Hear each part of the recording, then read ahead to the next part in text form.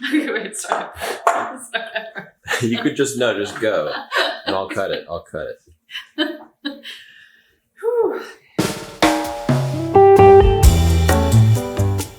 Hey guys, Kitchen Hacker here. Today we're making tacos de carnitas, and it is episode 1 in a series called The Taco Project, where we'll take a different taco for each episode, break it down into each of its parts, try to make things as authentic as possible, and show you how you can make it from home.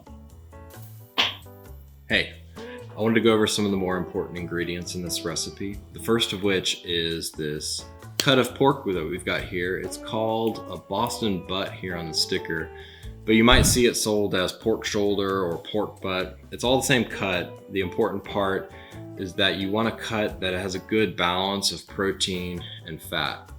Another important part is Mexican Coke, and you want to use Mexican Coke because Mexican Coke is made with cane sugar as opposed to high fructose corn syrup, which you'll find in Coke sold in America and elsewhere. Another part is oranges. We're going to juice these up. It gives it a good citrus flavor. We're going to throw the peels in there once we've juiced them. And finally, manteca is pork lard. And this is super important because as we're going to cook this pork and we go and pour in our Coke and our orange juice, if you're cooking this in oil, pouring liquid in oil is bad news. It bubbles up. It will cause a grease fire. I've done it in this kitchen before. You don't want to go there. Using pork lard like this, it's a lot more stable. And it also just gives a nice flavor. Cooking pork in its own fat, we're confit-ing it. It's the traditional way to do it. And you can find this really in any grocery store too in the baking aisle. We'll start by adding about 3 to 4 cups of lard to a pan over medium heat. We'll start preparing our pork shoulder by trimming it into 1 to 2 inch strips.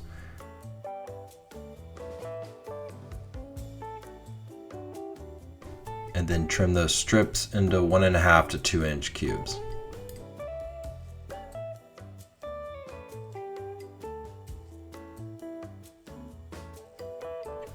Once the pork shoulder has been cubed and your lard is melted down, add it to the pan, making sure to spread it out so it can brown evenly. And after about 45 minutes to an hour, it should be nice and caramelized. We'll season this with 1 teaspoon of cumin, 2 teaspoons of oregano, 2 tablespoons of salt, and about 4 cloves of garlic along with some black pepper. You don't need to use a mortar and pestle for this, but I like processing the garlic this way, and it also helps get those spices really working together nicely. Oh, and that water just helps us when we go to put this into the carnitas. It just spreads it out really well. We're gonna cut up 2 oranges, and damn it, these have seeds in them. Oh well, we'll juice them using our citrus squeezer that is much too small for this. Pour the juice into the carnitas along with half of a bottle of our Mexican Coke and 2 tablespoons of sweetened condensed milk. Hey, pro tip here, mix this up before you put your orange peels in because this was super annoying. Anyways, let this simmer for about 2 hours, stirring occasionally, and then you should have fork tender carnitas. My lovely assistant here is going to make tomatillo-based salsa, which begins with this lovely ASMR sound of peeling tomatillos. Okay, boil those tomatillos for about 6 to 8 minutes and throw a couple of cloves of garlic in there while you admire your carnitas. Dump the drained tomatillos and garlic, and then we're gonna add some spices. We've got kosher salt, ground cumin, and cayenne pepper, along with the juice of 1 lime, quick splash of olive oil,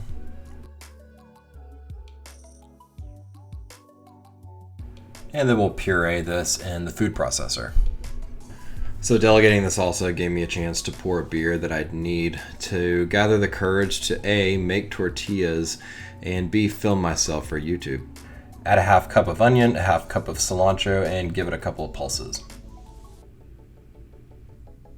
We'll start these flour tortillas with 3 cups of all-purpose flour, 1 teaspoon of salt, 1 teaspoon of baking powder, and a cup of hot water. And don't forget that the baby's asleep right now.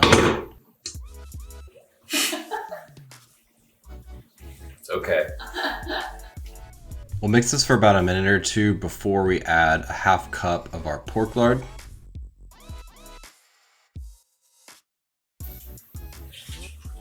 Oh, lardy. Do you want that in? No. I think it's probably gonna make it. But I mean, if you want to use that dough, you can. Pull that dough out of the mixer or out of a bowl if you mixed by hand.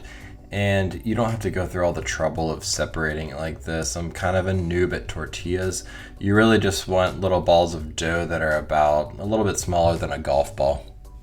You want your dough to rest for at least 10 minutes. So cover it with a towel while you reflect on why you spent 4 hours making tacos that you could have picked up in 5 minutes for $1 each. So we realized pretty quickly that our tortilla press couldn't get the tortillas quite wide enough and thin enough. So we ended up rolling them out after going through the press with a rolling pin. And you don't need a tortilla press anyways, it just makes it easier to get a nice shape.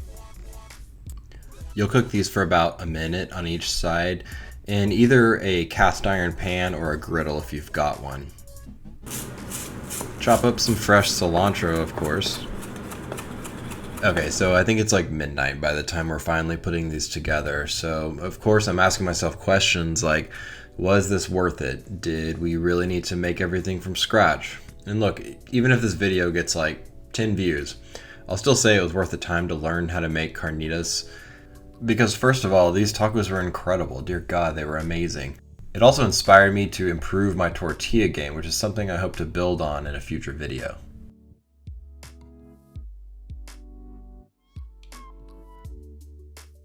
That's so good. Really good.